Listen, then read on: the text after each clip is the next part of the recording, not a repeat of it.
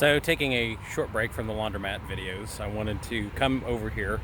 It's about half a mile away from my laundromat that I've been shooting all the videos of.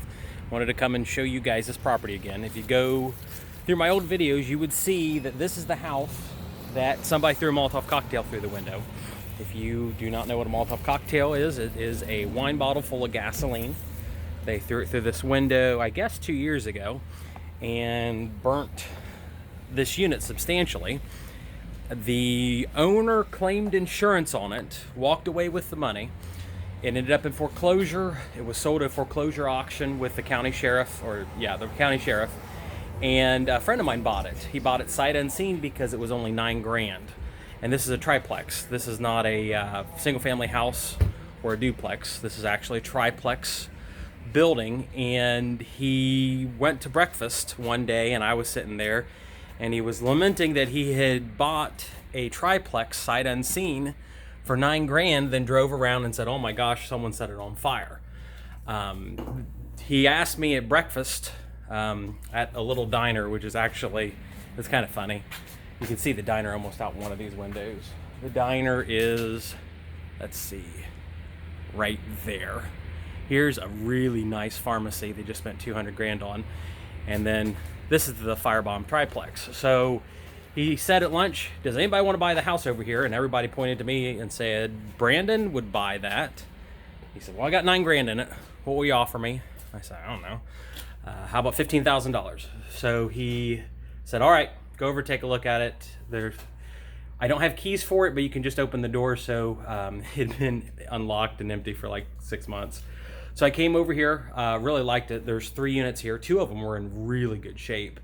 And we closed on it. It took forever to get the deed. Oh my gosh, it took 6 months. I want to say we started in March, and I finally closed on it last September, which is kind of the bad things about this place, because I had to figure out how to fix a water line.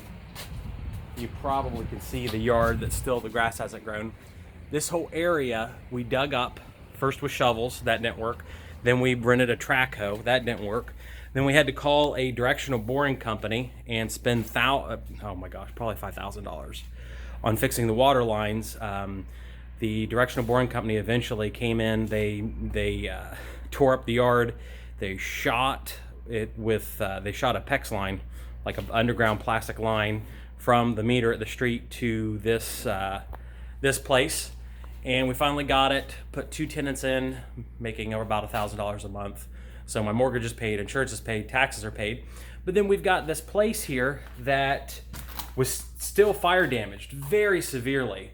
And more or less for this project, we ran out of money, went to a different project.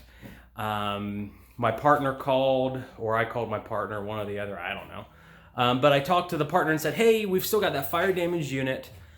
We should maybe look at finishing the renovations. The finishing renovations on this are going to be $15,000, and we'll get probably $400 a month out of it. But now the market keeps going up and higher and higher and higher, and we're going to make this a nicer unit. So I might get $500 off of it." So after it's all said and done, we bought it for 15, probably put 25 or 30. I don't have the numbers offhand on the other 2 units, making them pretty nice, getting them rented out.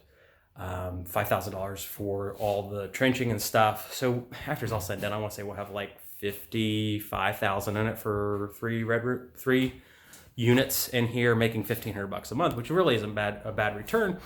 But if you click in the description, you'll see the last time I was in here, there was a dead cat. Everything was burnt. It was just a mess. And now we're finally we've stripped everything down to the studs. We're rebuilding it. And this is what, $15,000 buys you in Ohio. And you can look at the cash flow numbers. We've got it full of crap. There's wiring all around. I don't know how much money we're spending on the wiring. I'm walking around, but it no longer smells like fire. It smelled like a barbecue grill. Even with a dead cat in here, it still smelled like barbecue. So that's the weird thing about fire damaged properties. I like the smell of them. I mean, it doesn't smell like tobacco, which is nice. It doesn't smell like mold or bed bugs, which is what I typically am used to. This is the kitchen area. Can you tell? There's the kitchen and the plumbing. And whatnot. So I wanted to take you through here and see what a renovation looks like on a $15,000 triplex. So if you want more real estate videos like this, like and subscribe. If you have any questions, comment. I'm not that popular on YouTube, so I can respond to every single question about real estate, triplexes, or drug houses in Ohio. I'll answer most of those questions. So thank you for liking.